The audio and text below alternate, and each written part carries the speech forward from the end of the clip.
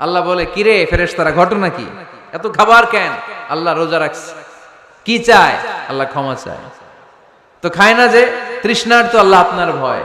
আমারা দেখছে না, আল্লাহ আপনারা দেখে নাই। জান্নাত দেখে নাই, আমার জাহান্নাম দেখেছে আল্লাহ কিন্তু জানে। তারপরে ফেরেশতাদের মুখ থেকে বের করা হবে। সুবহানাল্লাহ পড়েন। আমার জাহান্নাম দেখেছি কিনা বলো। ফেরেশতারা বলে, না জাহান্নাম দেখে নাই।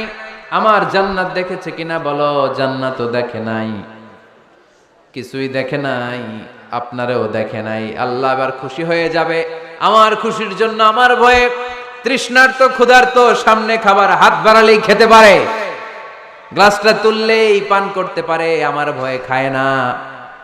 আমার ক্ষমা চায়, আমার কাছে ক্ষমা প্রার্থনা করে।